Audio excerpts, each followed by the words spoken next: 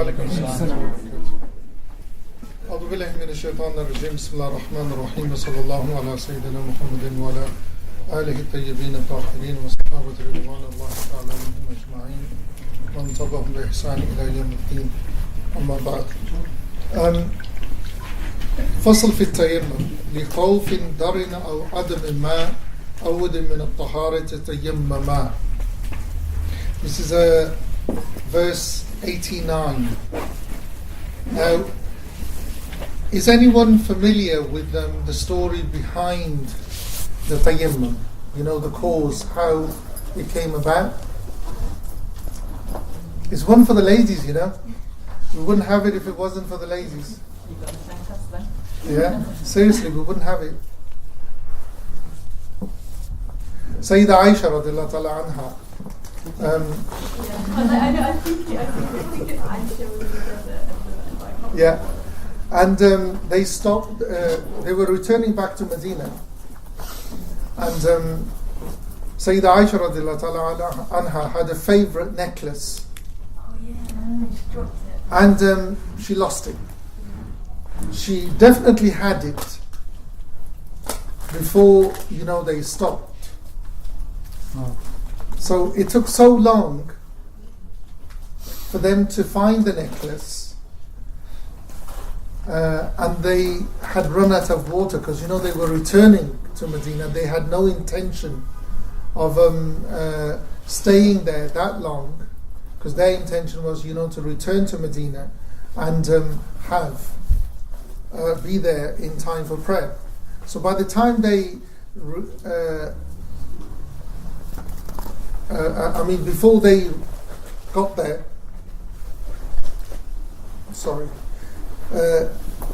before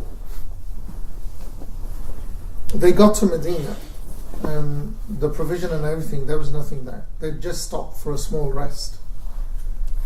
It got dark, the time for prayer came, there was nothing to do wudu with. This ayah of tayammum descended. So they did tayammum, and they still looked for Lady Aisha's necklace. They still didn't find it. They left her there with someone to look for it, and they both gave up. So when she sat on the camel and the camel rose, there was a necklace. And by the time they got back, another story kicked in, but we ain't going to touch that one. No way.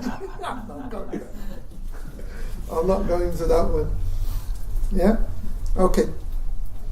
So the ayah, what does tayammum mean? Literally tayammum, the word tayammum means, you know, to aim. To aim. Qasd. You know the word Hajj means qasd as well, you know, to aim. And tayammum, you know, means to aim as well. Do you remember this morning we said we look at how Allah subhanahu wa ta'ala lays the words down in the Quran? That's how it's laid. La tayammamul khabitha. Don't aim for filth. You see, the word here in this ayah is tayammum, but it doesn't mean, you know, wipe yourself with filth. Yeah? La wala tayammamu al khabitha. This is from Surah Baqarah, ayah 267. Now, this is how the madhab understands it. It is an alternative. It's not an alternative to water. It's not a badal. Yeah, it's not in place of water. There is that opinion within Islam. Yeah, but it's not the opinion of the madhab. It is license. It's tabaha. It's permission that's given to, in certain circumstances, the parameters are laid, you can purify with dust.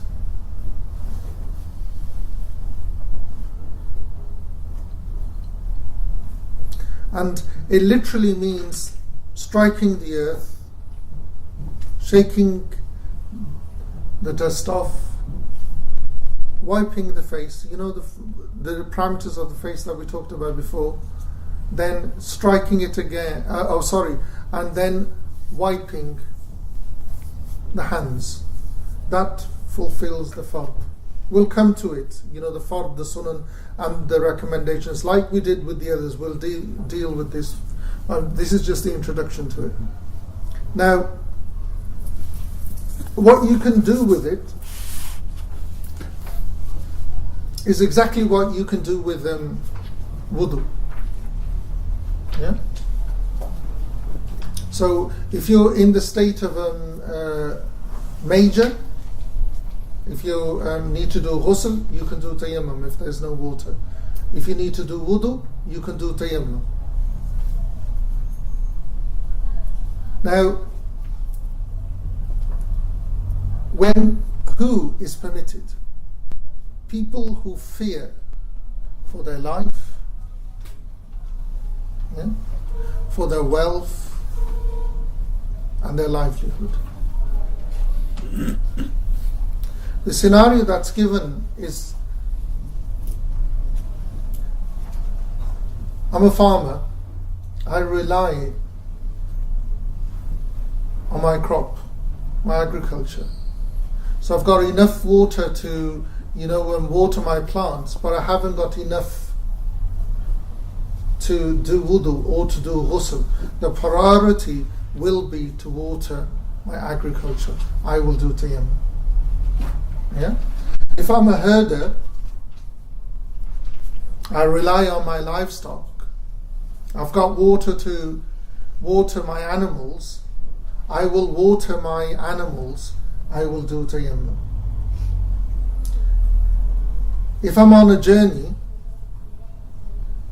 and I run out of water, if I fear for my life, if I go seeking for water, or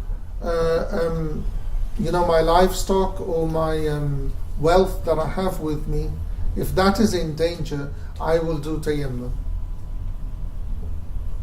So our scenario would be, I'm a shopkeeper. If I leave my shop, it'll be robbed.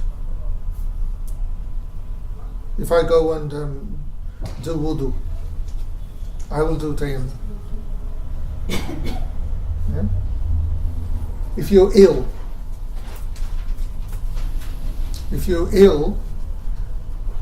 and using water will delay recovery, then you will do tayammum. You don't self-diagnose. If you have psoriasis and eczema, and it makes, so I have psoriasis on my feet sometimes. Tayammum. If you have a small a cut, putting a plaster over it on your hands or somewhere where water would reach, would you do tayammum, or would that just be? Depends on how big the cut is. If it's just. Who does this belong to the book with the address going around? That's mine. Yeah. Say it again. So, for instance, a cut on your hand or somewhere where water would reach. Well, if that, if using water will make the cut worse, yeah, or will delay the healing, then you would do tayammum. But again, depends on what kind of cut it is. If it's just a scratch, no. If you've got a cold, if you've got a fever, and using water will, make the fever worse or make the cold worse or delay recovery, then you would use tayammum.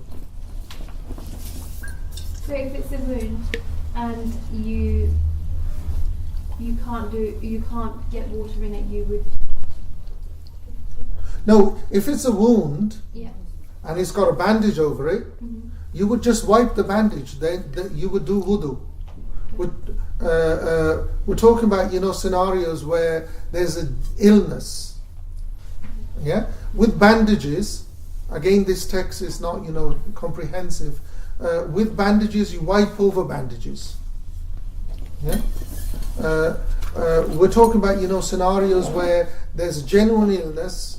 Using water will make the illness worse, or will delay recovery from it. Then you use tayammum. If you've got, something like eczema or what was that word? Psoriasis, any skin disease, then if using water will, make the situation worse, you use tayammum. Scenarios like, people have athlete's foot. Putting on khuf makes things worse because, it collects more sweat. Then, use tayammum. By the way, sorry, Anis, Morocco, don't ask Moroccans about tayammum. They will find every excuse. We have rocks at the masjid. There you go. You'll have a shelf, there'll be a rock, so somebody can't be bothered to go to the just grab a rock just there.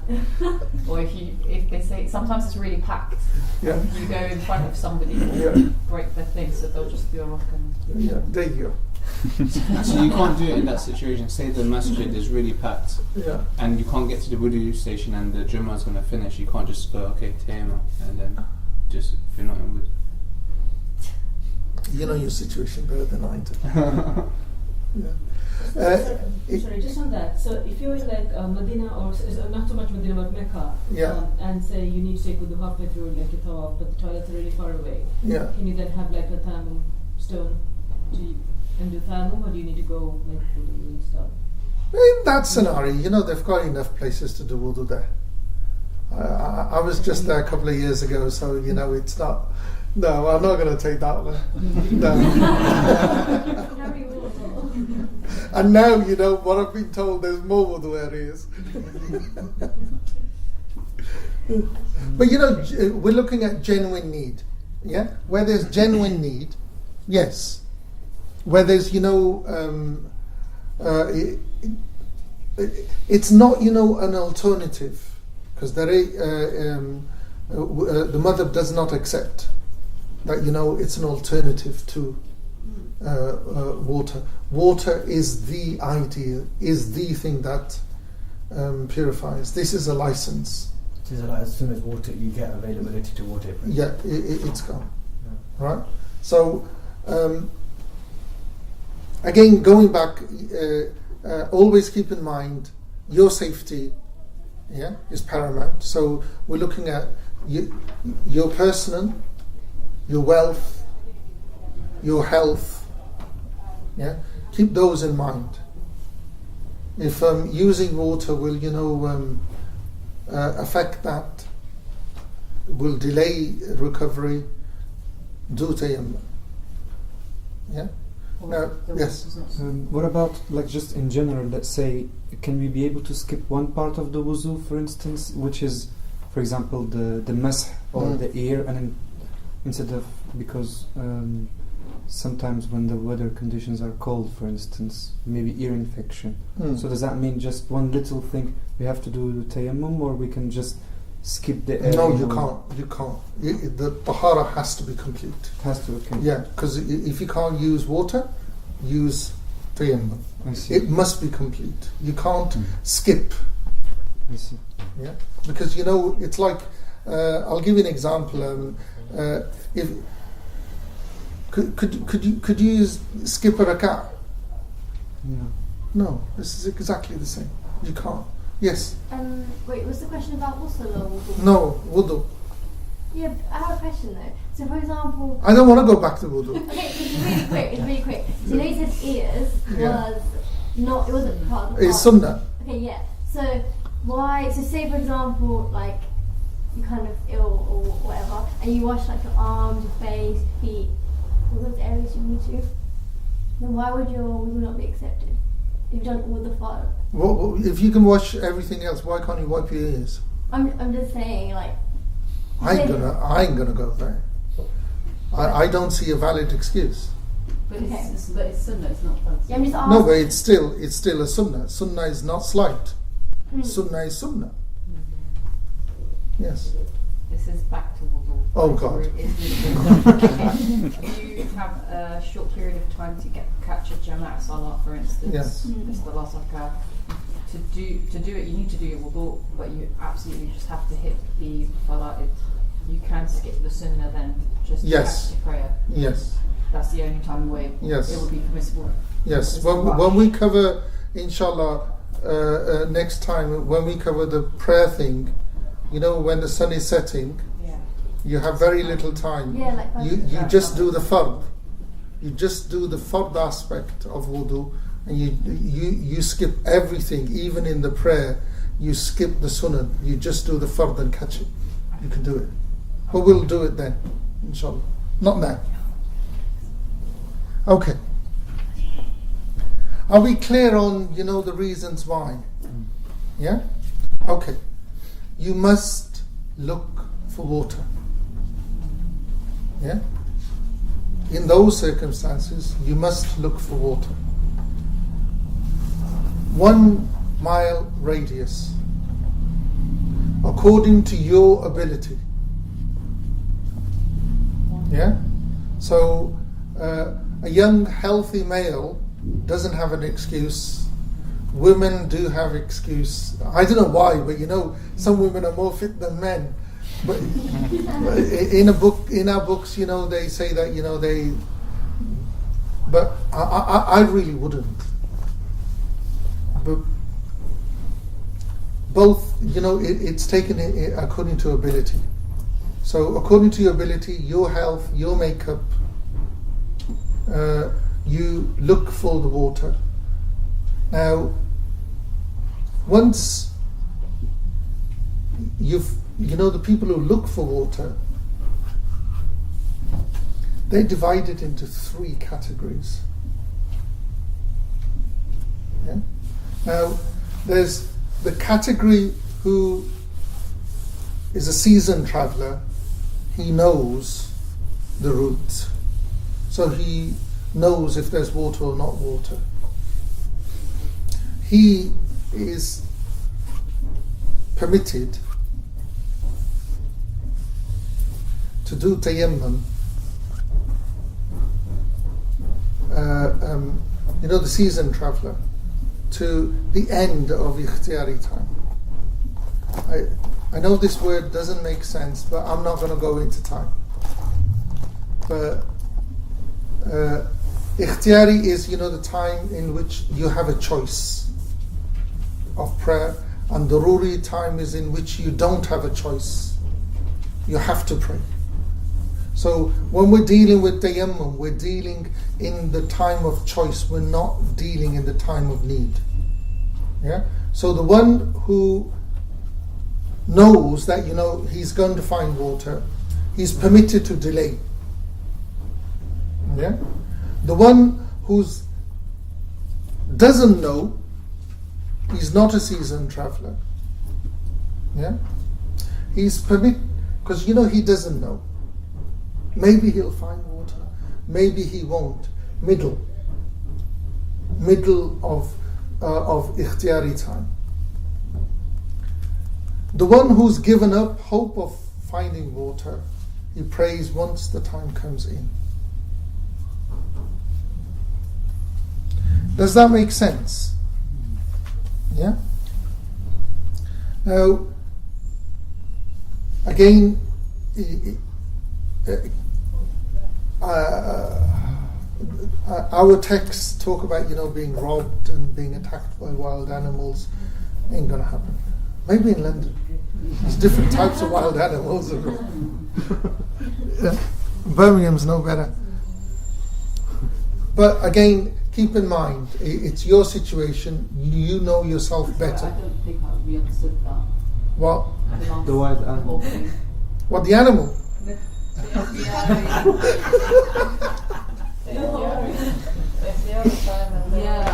I told you I don't want to go into that. Just leave it then. Okay, look. won't repeat this. The ikhtiyari time, here the times for prayer there. Yeah? It'll make sense. You listening? Yeah. The ikhtiyari time for dhuhr is when the sun is on top of your head. Yeah? Midday. Yeah? It lasts to one shadow of your length. You know, one shadow of the object. The ikhtiyari of Asr, yeah, kicks in at one shadow. The ikhtiyari, and it lasts till, the yellowing of the sun, which is about, half an hour to 45 minutes, depends on the time of the year, before sunset. The ikhtiyari of Maghrib is when you open your fast. The ikhtiyari of Isha is after sunset. There's the reddish hue in the sky. So once that disappears, Isha kicks in proper. And it lasts to the first third of the night. Salatul Subh kicks in when the real dawn kicks in. The real dawn is differentiated from the false dawn. Is the false dawn, you see the line on the horizon, and there's on the heart monitors, there's a beep. It's like that, but it doesn't increase. It doesn't start opening up. That's the false dawn. The real dawn is that line on the horizon starts opening up like a shell. So that's when Salatul Subh kicks in. It lasts till sunrise. The prayer times that we follow, It's a bit different. Is it different to the Maliki? Yeah, Asr is different. No, the Subh one. Subh one, as far as I know, it's right. You can follow that. Yeah. Will that do? The daruri, yeah? Okay, brilliant. That's ikhtiyari time. That's ikhtiyari time. The daruri time of dhuhr begins from one shadow and lasts till sunset. It's gonna. I ain't gonna answer no questions on it. The beginning of the daruri time of Asr is from the yellowing of the sun till sunset.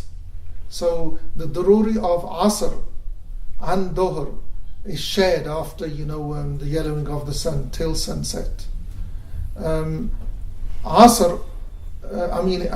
Maghrib, the daruri of Maghrib begins from when Isha kicks in till Subh, and then the daruri of Isha kicks in from the first third of the night. The beginning of the second third till Subh. Yeah. That if you haven't prayed it already, you must be doing it for whatever reason. Yeah, if you haven't prayed them in the ikhtiyari time, if you find yourself in the daruri time, you must pray them. So my joke is, Malikis have the most easiest time for prayers, and you must be a lazy sod if you can't catch your prayers. We don't have this concept of qada. They do not get qada till the daruri time finishes. Okay. Yeah? Okay. Is that because only 3 times of salah is mentioned in the Quran? 5 times Imam Malik has. Sorry, what did you say the daruri time for Isha was? From the beginning of the second third of the night, yeah, till Subh. Yeah, till Subh. Okay. Now, tayammum, you can only back to tayammum. You can only pray one fard with one tayammum, but you can pray any sunnah or janazah prayer with that same tayammum. So any nafil that is attached to the prayer, for instance, before Dhuhr or after Dhuhr or before Asr or after Maghrib, or before Subh, for that prayer. You can only do the tayammum once the time, ikhtiyari time for that prayer kicks in. You can't do it before. There must be a correlation with tayammum and the prayer. So you do tayammum and pray straight away. So with one tayammum, one fard, but you can pray a janazah with it, or you can pray any prayers that are attached with that prayer.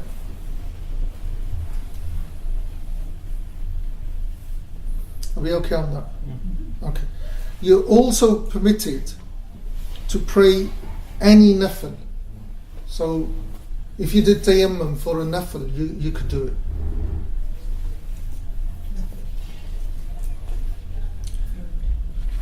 Separate tayammum. A separate tayammum. Separate tayammum. No, but that's for other nafils that have got no, attachment with the fard. For instance, you wanted to, read Quran, or you just wanted to, for instance, read Salat, Tahajjud, or Doha, or like that. You could do. So another one has to be done after you've prayed, and if you want to pray again or read Quran, you have to do the tayammum. No, if you with the same one you could pray Quran. I mean, read Quran. Okay. But if you wanted to pray a fard, you would have to do another one. Okay. Yeah?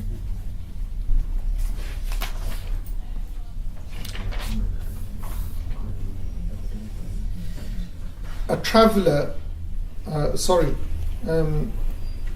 you can't. A resident can't pray Salat al-Jum'ah with tayammum. A resident. Yeah. Now have a guess why. They can probably find water. Pardon? They could probably find water in their locale. Of course. Yeah. No, because what are the? If he's sick, it's not a wajib upon him. If he's travelling, it's not a wajib upon him. Yeah.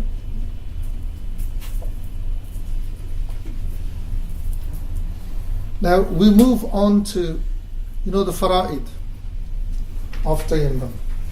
We'll go through fard, sunnah, mustahab, and then I'll show you how to do with a stone, inshallah.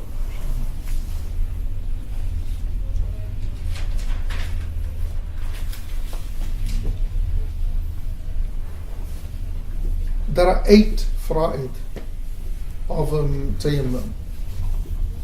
So the first is to wipe the whole face. So we've already know the limits of the face. To wipe the hands up to the elbow, ankle. God, Wrist. it's time to go home, isn't it? To the wrists, ankle part. Must be funny hands. Yeah. What you do is you remove any ring that you have. Yeah? It's the same, with wudu when you're doing it, you have to turn them. If you wear a ring, when you're doing wudu, make sure you turn it so water gets underneath. If you can take it off. The only people, we don't have those kind of people now. The people, do you remember people used to sign there? Yeah. People of authority, government posts and all that, they were permitted, if they couldn't take them off, they didn't have to, because there was a reason for them. Otherwise, there's no reason. Okay. The third, and make sure that you wipe in between your hands as well, like in wudu. The third is the intention. Now, we already, discussed earlier that the place of the intention is the heart, but there's a correlation with striking the earth and the intention. So it's at that moment you make that intention. The intention is always to be permitted, istabaha. It's not like, before. It's to be permitted to pray. Yeah? If you just made the intention that you're fulfilling, if you can't remember that, if you just made the fard of tayammum, it'll suffice. But the particular is that you'll be permitted to pray, or that prayer.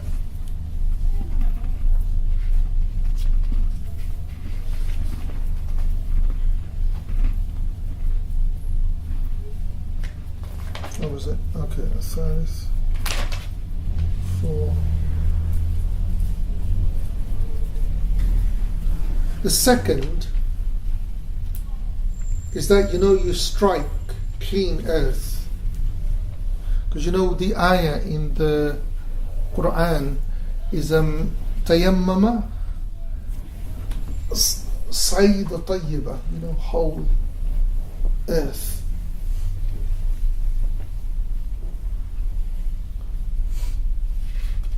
Is that the fourth?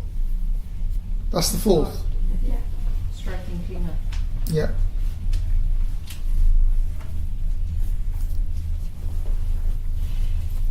The fifth is that, it's all in one continuous action.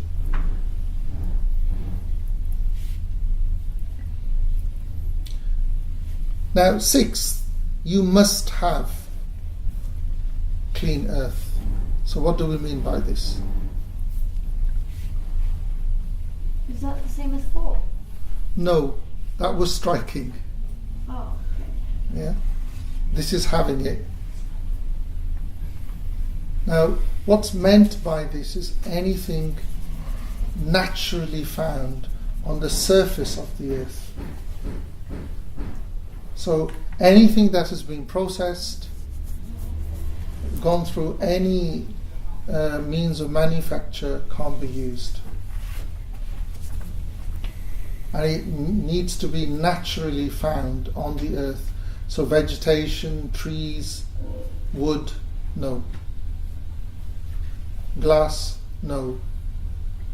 Fired bricks, no. Stone, that's not been, polished. Okay. Rocks. Is rock and stone the same thing? Pretty much. Yeah? Okay. Forget about rock. So are these things you're enumerating are things that we can Yes. use? You can use them. So soil. Can you say rocky stone? Yeah. Soil. Sand. Stone. Shall we just say stone? Yeah.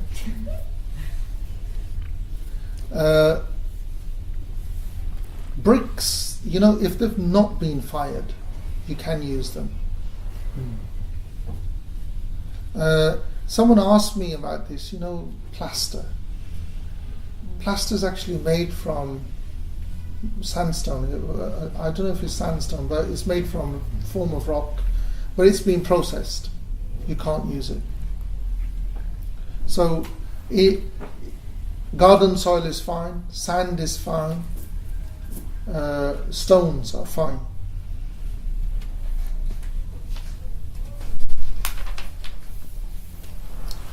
The seventh is that the tayammum must be attached to the prayer. You can't do tayammum before the time of prayer has come in, and you can't do it before you pray. You must do it and pray.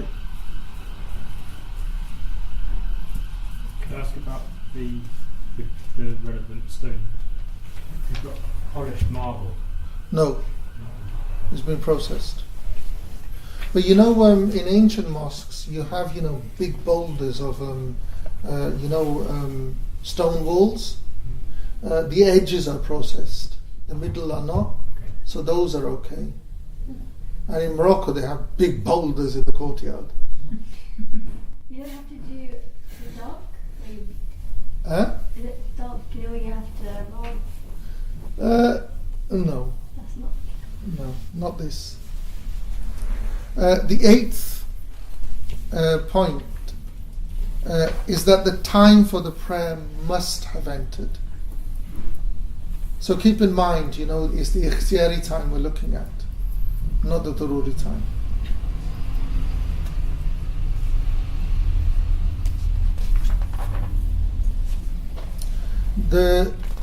Are we okay on that? Yeah? I'm not so clear on, sorry to be the annoying one, but I'm not so clear on the ikhtiyari and the daruri in terms of... Okay, listen, let me finish tayammum. Yeah. If we have time, we'll go through the times. Okay. No, not sorry, just like in terms of when we can do tayammum. Like, so the tayammum, you can do them only in the ikhtiyari time. Okay. Only because you should not try to ever find yourself in the daruri time. Okay. Yeah? The daruri time is you find yourself in it. You've not planned it, it's something that's happened. Yeah, it's a safety net. Yeah? But what it means is, with the daruri time, your prayer for that day does not become qada. If you go beyond daruri time, If it goes beyond daruri time, the ikhtiyari time of the next prayer has come in, that prayer has become qada. So what you find is, your dhuhr and asr, 10 cell set, does not become qada.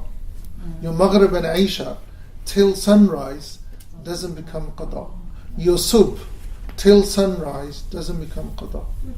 So Malikis must be really lazy to chill.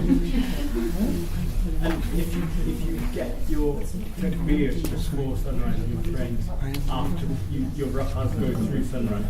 Let me finish this, we'll come back. Yeah? After this, I'll take you any questions you have. Yeah? Okay. The sunnah of tayammum are 3. So, to wipe the hands up to the elbows, to strike the earth a second time, that's the second sunnah. And the third,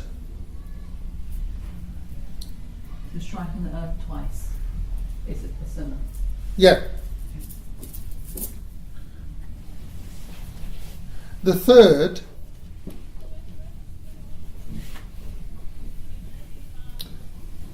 is to give preference to the face before the hands. But if you wiped your hands first and then wiped your face, your tayammum still would be valid and your prayer would be valid as well.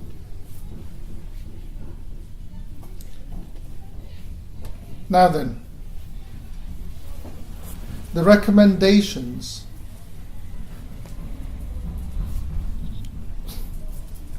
is to say the tasmiyah, to say basmallah. And then the praiseworthy description. Now, I'll show it to you.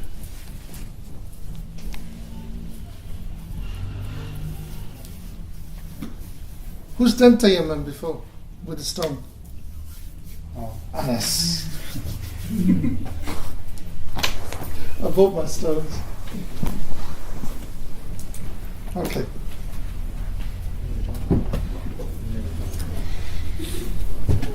So what you're mimicking with a stone, first of all, the stone, try to get a flat stone, something your size of your palm. Yeah? You're trying to mimic striking the earth.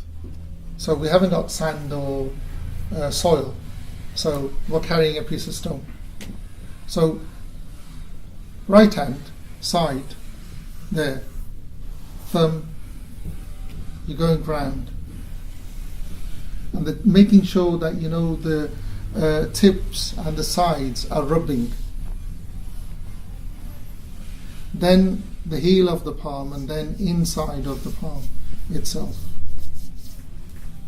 Make proper that there's some kind of residue passing onto your hands. And then you repeat the same onto the left hand.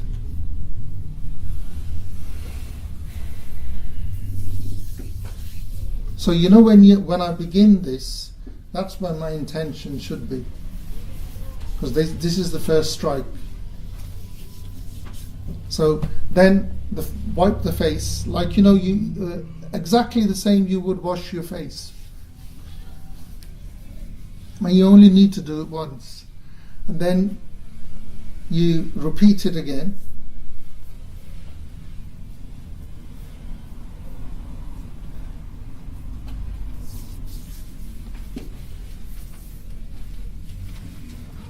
Now, this is, what the author calls the praiseworthy description, is one continuous action. So the left hand goes under the left hand, like that, passes over, wipes, I cut my elbow, turn, wipe the inside of the arm. Now, you see, what was on my left I've used it to wipe my right hand and arm.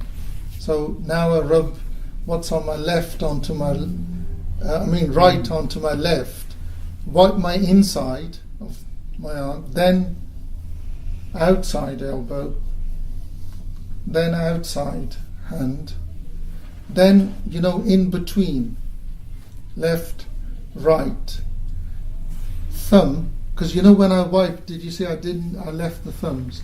So now left thumb, right thumb. That's a praiseworthy description. Tayammum done. Now, if you just wiped it and just did your face and did that, it would do it. But I slowed down. But it's all one continuous action. There you go. So that's the. Anybody want to go? Anybody want to have a go? No? Go on, Edward. Go. Go.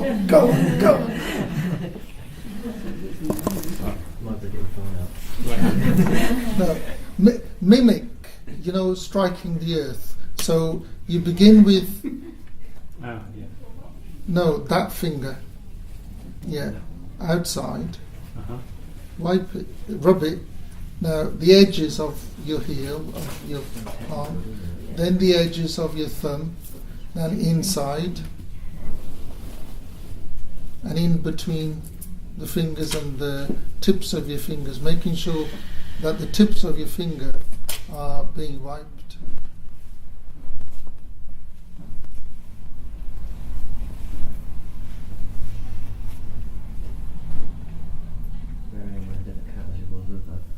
Yeah. Now inside, rub it. Does it matter if it's not one continuous? It doesn't matter. Okay. It doesn't matter. Because if you just rubbed it, rubbed your face, rubbed it, and just wiped your arms and hands, it'll do it. But with the stone, if say you get disconnected, it doesn't matter. It doesn't. But it's better if you get into a habit of not, because what you got to keep in mind is you're mimicking that one strike. Yeah. Yeah. For ladies, I'm sure this was probably touched upon Go because of having nail polish as a waterproof barrier. But if you don't have the means to take it off for whatever reason, what, for tayammum? For wudu and for tayammum, but for tayammum is not a problem, tayammum right? For wudu, it is a problem. You should try to have a water soluble one, because you can get yeah. But if you don't and you can't find something, then your wudu is still because there shouldn't be any barrier between your skin and water.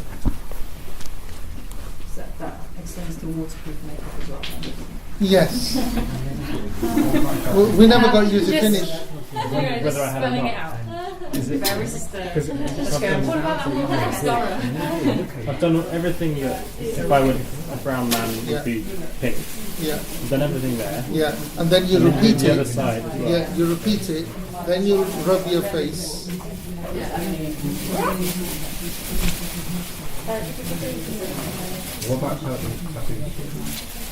What about it?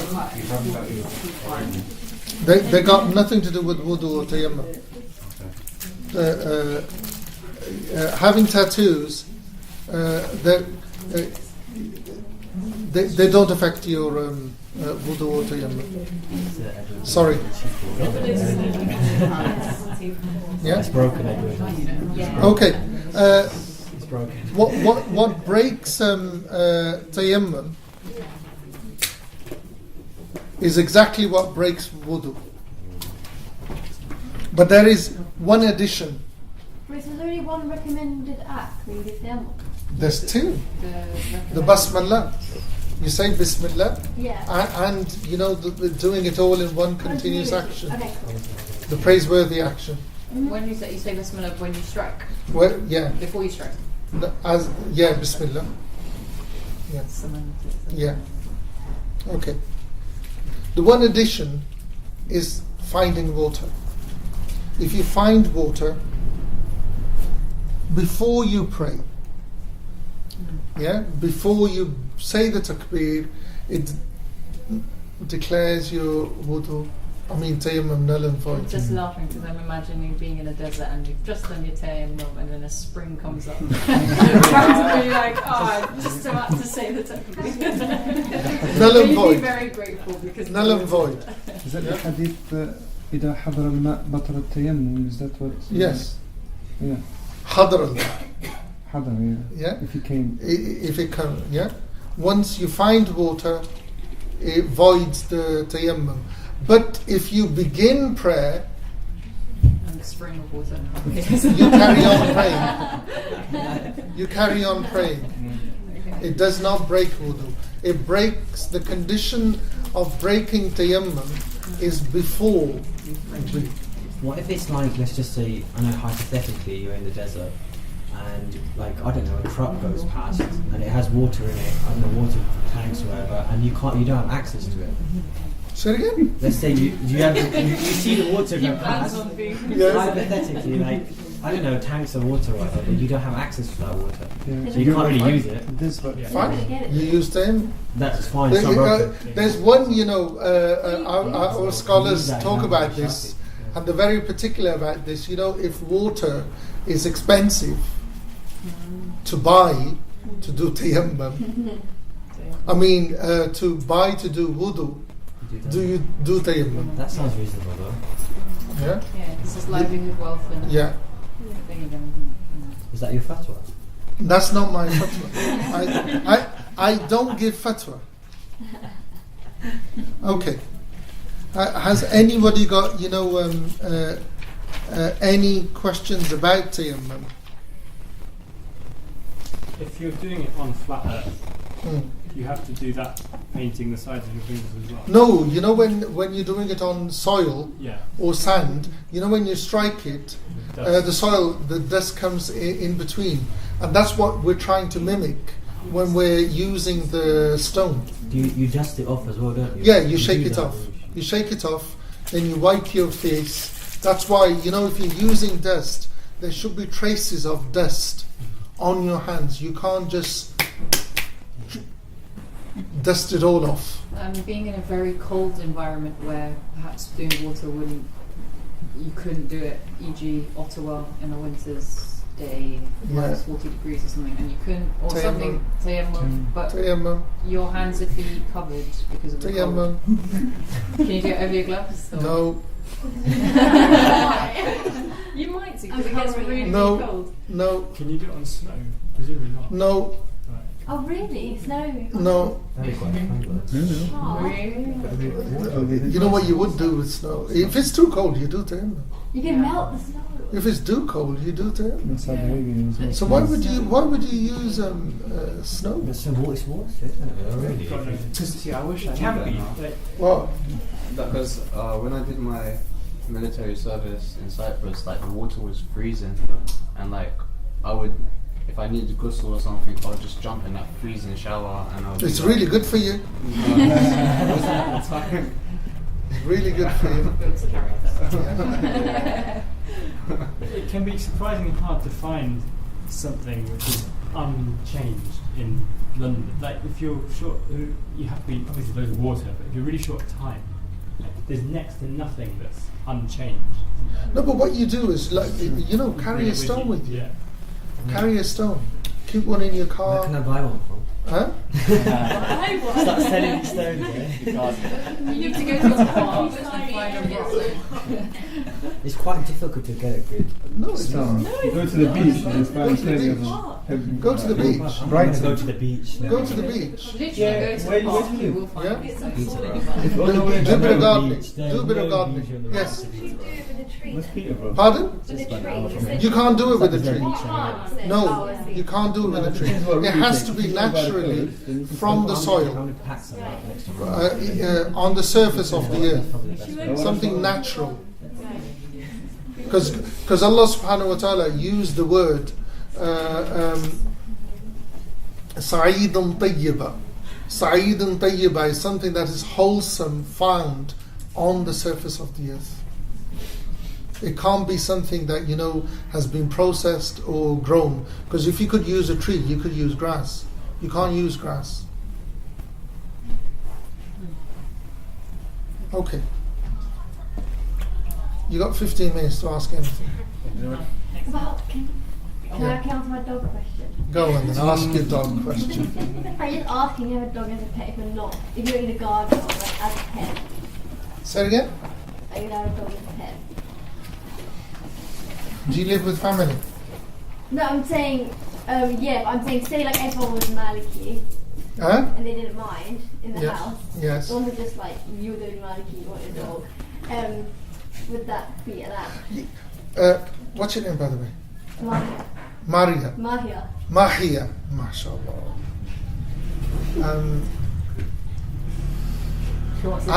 Our society. No.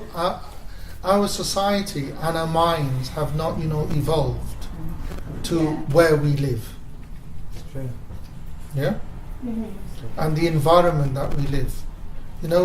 I really thank God that, I've been with a man who, since the mid-80s, has always said that, practice your deen according to your ability and the environment that you live in. And this is a man who lives in the middle of nowhere in Morocco. Yeah? He says, practice the Sharia according to your ability and the times and the environment that you live in. Yeah? Now, our books, because they and our societies never had this concept of pets. No, let me take that back. We've had concept of pets, but we've not had the concept of dogs as pets. Yeah? Dogs have always been part and parcel of Muslim society, but they've never been part and parcel of,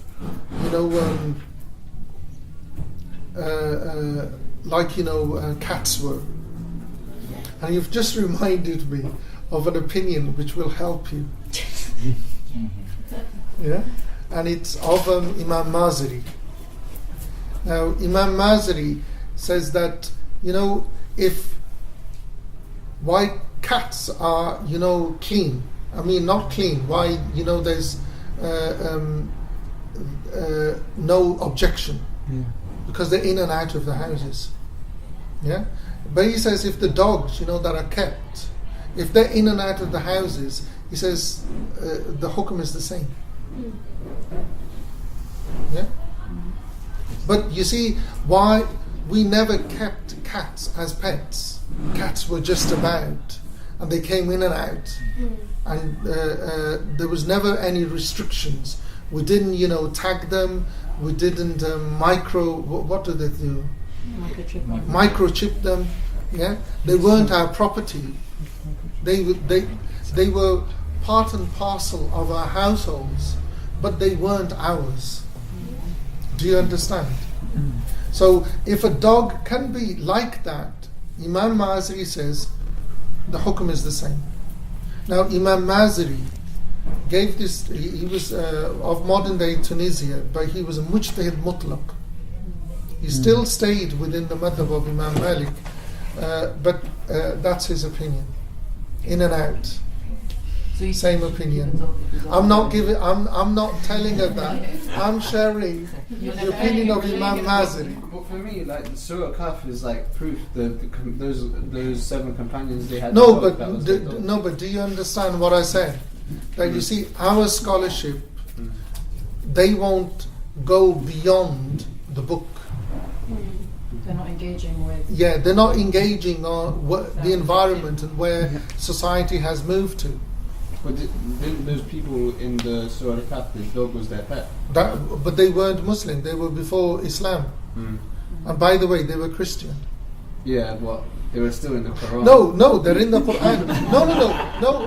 I'm not saying it in a derogatory way. No. Why Allah mentioned them was because they were people of faith. Yeah. Now, it's nothing wrong. It's just that the concept, our scholarship won't move. I only know one mosque where they've actually made provision for guide dogs. They actually let where the shoes, where you walk into the mosque and where you put your shoes. Would be something that would be universal. Yeah, but there's only one mosque in the UK that I'm aware of. It's a central mosque in Leicester. Wow. Yes. Are you saying that there's nothing in the books that prohibits it or allows it? It's just not really mentioned because it wasn't. No, what it is that you see, things like this, the things that you are raising, get talked about when society is at ease. Yeah, that's true. Yeah, our scholarship, for the last 100 years or even before, has never been in that ease. Yeah. And when the opinion that I'm telling you of Imam Mazari, we were at ease. Okay. Can I ask a question about Imam Malik? Yes. I heard that when he was younger, he wanted to be a singer and he had 2 earrings. He had an earring in each ear. Is that true? I've heard of that, but about the earrings, it's not. No. The earrings is not untoward how Medina society was. They're boys, like in this country. English, at Victorian times, they used to make sure that boys had long hair and they wore navy thing, and that even still there's a certain kind of look that boys are supposed to look like at certain schools. Boys having earrings, young boys having earrings, is well recorded. Imam Malik is not the only one. No, I have earrings as well. I haven't got a problem. You want to wear your earrings? I haven't got a problem. Yeah. About the singing one, I find that impossible to understand. Sorry, the singing one. Yeah, that he wanted to be a singer. Tell you why. His grandfather was a companion who fought in every battle other than Badr. Yeah. He was one of those. He was one of those who buried Sayyidina Uthman radhiyallahu anhu. Their family was, his father, his uncles, all were well-known tabi'een, transmitters of hadith. Their family was known for their standing, scholarship and piety. For, a young man from that family to want to be a singer just doesn't fit. Just want to be independent, maybe. I tell you something that something that he wanted to be. Something that he wanted to be. He wanted to be better than his brother. Okay. Was he a singer? His brother was the scholar. When he would go to the majlises of the shuyukh, he would be introduced of the brother of Nawfal. And Imam Malik said, he achieved that.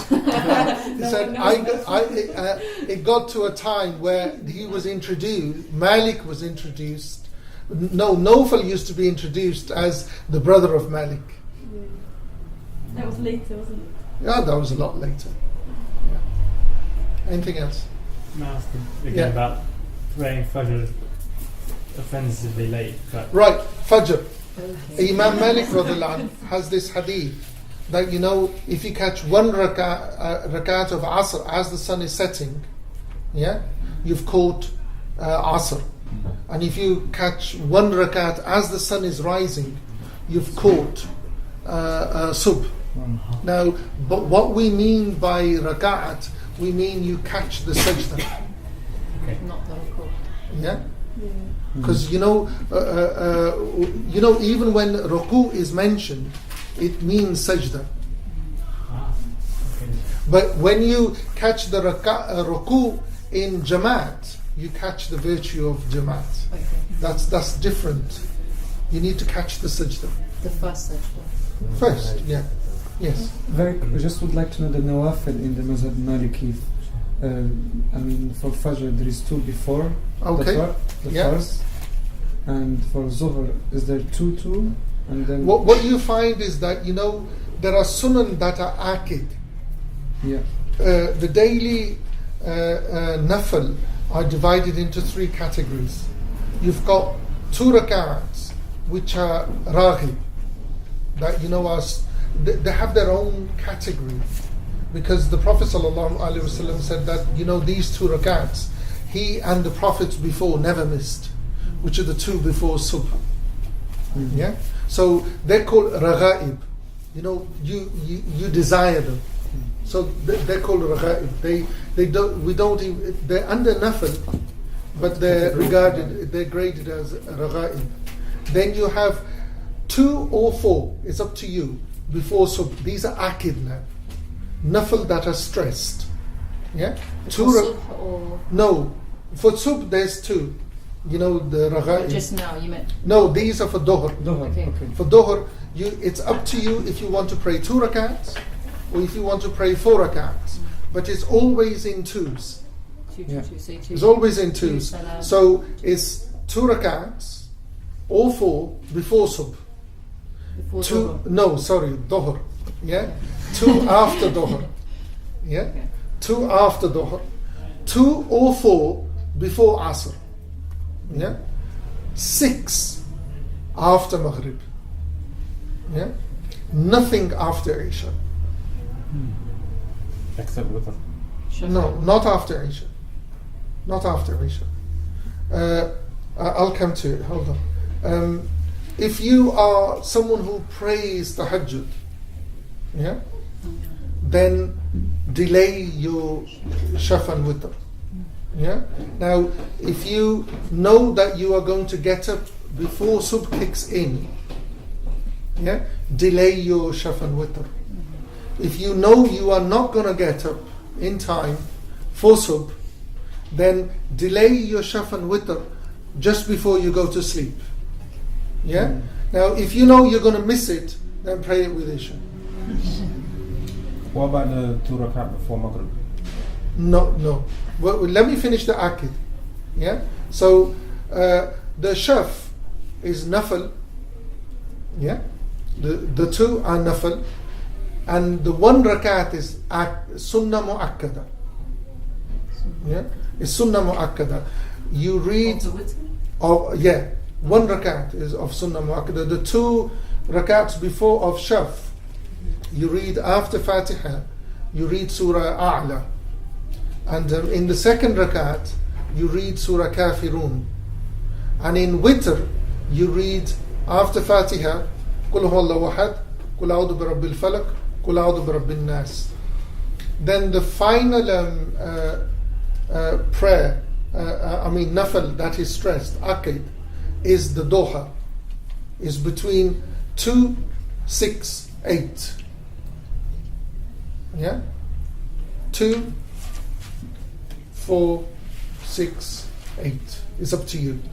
Yeah. Now those are the akid, stressed prayers. What were you going to ask me? Have I answered it? Partly. Okay. The sin that he said in the Maliki Fiqh, you have 1 sunnah prayer. Sunnah mu'akkada. Yeah. So that was the one after Isha. Witr. Witr. 1 rakat of witr. Okay. It's got nothing to do with Isha. Okay. And that 1 rakat of witr. Yeah. What would you do in the So you do Surah Fatiha and then... You read Surah Fatiha, Yeah. then after that you would read Surah Qul Huwallahu Ahad, Okay. then you would read Surah Qul A'udhu bi Rabbil Falaq, Okay. then Qul A'udhu bi Rabbin Nas. What about the qunut? What about it? There's no qunut in witr. There isn't. No. So is that from other schools? That's Hanafi fiqh. Okay. I think the Shafis do it. Shafis do it as well. Yeah, we read qunut in the second rakat of subh. We'll do that next time. So you have to do that in the subh. The qunut. Yeah. Yes. If you don't know it, Oh, you don't know it. you do any. No, you don't. You don't know it. You don't know it. That's it. It's a dua. If you don't know a dua, alhamdulillah, you don't know it. So you'll press the button. Yeah. The rule of thumb of the nafil, the nafil in the daytime are silent. Yeah, like the day, the prayers of the day are silent. The nafil of the night are said aloud. Is that for both men and women? Yes. And women can read out loud Yes. in person? Because I've heard opinions saying that women should always read quietly, even No. on their own. No. Do we have to read aloud? Yes. It's sunnah. No, the nafil No, just in the fard prayers. yeah. Yes, it's sunnah. For both men and women. Yes. And if you don't, there's sajda sahw. Every fard. Every fard. The fard that are said aloud, the fard that are said aloud, and the fard that are said silent, is sunnah to do them silent and loud. If you miss them, you have to do sajda sahw. The limit of loud It's different. is what it is that it's you should hear yourself. That's for every prayer. No, loud. For the loud prayers. So Loud. Okay, so Loud. Yeah. Yeah. So the man, when you can hear yourself loud, his is a bit loud. The woman is less. Yeah. The silent is that the minimum is your lips moving. By the way, in prayer your lips have to move. Your lips, man and women, lips have to move. No, why? Because you're having a conversation. It's not mind reading. You're having a conversation. Yeah. The maximum is that someone else can hear you. Sorry, you can hear yourself. It's silent. No, someone else can hear you. Oh, okay. Maximum silent. Yeah. Just to double check. Yeah. The Come on. qunut, the dua qunut. Yes. That is in the sub nafil or sub fard. Sub fard. Okay. It's in the second rakat Yeah. after the surah, Mm-hmm. before the ruku. If you miss it, when you rise up from ruku, you can say it. Yeah. If you miss it totally, there is no sajda sahu, there is no guilt, there is nothing to pay. And if you don't know it, can you do any of the surah after Fatiha? No, you can't. If you don't know it, there's nothing that replaces it. So The advice is learn it. Shafa and Witr, you cannot pray it like Maghrib. No. Shaf is with salam. 2 rakats with salam, and then you get up with the intention for witr, and you pray witr, and you do salam. 1 rakat. If you pray behind somebody who's Hanafi, who does it as Don't pray. Don't. If you do, alhamdulillah. If you do pray, it's valid in their madhab. You follow the imam. Can we pray behind Shia Imam? No. what? None of them. Huh? None of them. None of them. Zayd, Maybe say No. no. No. just to be sure. I am 110% sure. We don't pray behind the people of bid'ah. What if, And that's including Sunnis. what if they're What's the definition? What's the definition of people in what if bid'ah? they're mujahid? I told you, including Sunnis. I answered your question. But I think that the whole point is obviously you're not going to go around grilling people before you pray. I'll tell you. Bismillah. No, I'll tell you my, and this is my practice for the last 30 years. If I don't see it and I don't hear it, I'll pray behind them. If I hear it, see it, I won't pray behind them. The mosque is at the top of my road, and for the last 10 years I haven't prayed. And the 20 years before that I was praying behind. Plus, if you see and hear it with your own ears and eyes. Yes, not hearsay. Not hearsay. You need to hear it, because when you stand in front of God, you've got to answer. When you hear what then? Whatever. But how was I know? If you don't know, know, learn. then pray behind me. If you don't know, Bismillah. But you'd have to know the definition of bid'ah and yes, you would. By bid'ah, we mean bid'ah in Aqeeda. We don't mean bid'ah in fiqh. Okay. We mean bid'ah in Aqeeda. And if you're people who believe that God sits on a throne and has everything else apart from a beard, yes, that's bid'ah. Okay. That's bid'ah. But if it's like, look, I pray, it's not definitive that the Imam, I don't know what the Imam believes. That's what, I pray there and they believe that. Yeah, alhamdulillah. No. Have you heard it with your ears? I just go there and I pray. No problem. One last thing about praying, women praying in Jama'ah, women leading. Women cannot lead in the method. They cannot lead a fard, they cannot lead a nafil. Even within women cannot lead a nafil and women cannot lead a fard. Can they follow somebody who's leading? Women cannot lead a fard.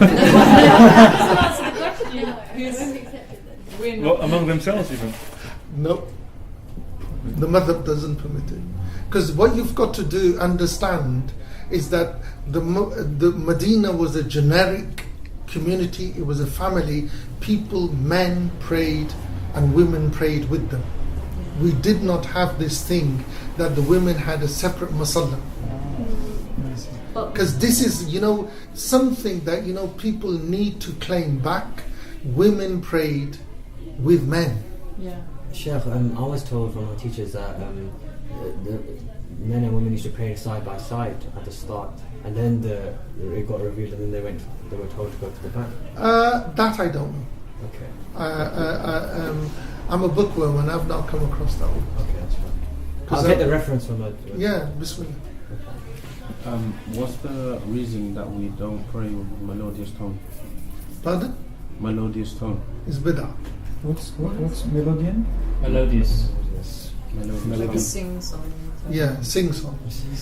So we don't. I think you've already answered it. It's a sing song.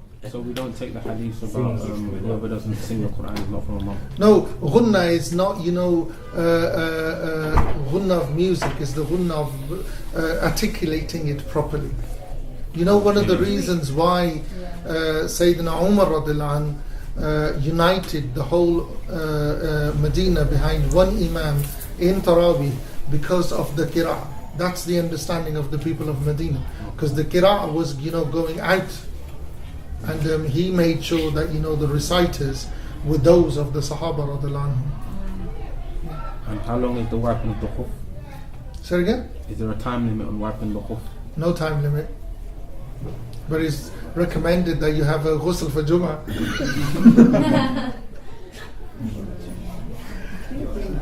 Anything else? The two before Maghrib. I told you, we don't do it. Okay. We don't do the two for Maghrib. Some people do it when they're... No, the hadith is that there's 2 rakats between the adhan and iqamah. There's a hadith that and it's not specific for Maghrib. This is the thing that people who say specifically for Maghrib don't understand, that the hadith is general. Is for if you are going to bring one hadith, specify it. No, it's general, and the hukm which overrides that one is that there's no nafil after the fard of asr. So it overrides it. Yeah, and that overrides that hadith. Inshallah. Thank you. Thank you. اللهم صل صلاة كاملة وسلم سلاما تاما على سيدنا محمد الذي تنحل به العقد وتنفل به الكرب وتقضى به الحوائج وتنال به الرغائب وحسن الخواتم ويستسقى الغمام بوجهك الكريم وعلى آله وصحبه في كل لمحة ونفس بعدد كل معلوم لك. سبحان ربك رب العزة عما يصفون وسلام على المرسلين والحمد لله رب العالمين. You know, we're all in the same boat. So I learn actually more from you than you learn from me. So may Allah, increase us in learning. Because, the one thing you've got to understand is that, we think of it as, very dry, but it's very wet. It's very wet because what we're doing is preparation to stand in front of Him. So everything that we're doing, everything in the deen, is to be in His presence. So if you keep that in mind, it actually comes to life. It's not, just do's and don'ts. There actually is a relationship that you're beginning, and it's a relationship that, lasts. It doesn't have an end. It has a beginning. It doesn't have an end. So may Allah give us tawfiq. Yeah. سبحان ربك رب العزة عما يصفون وسلام على المرسلين والحمد لله رب العالمين.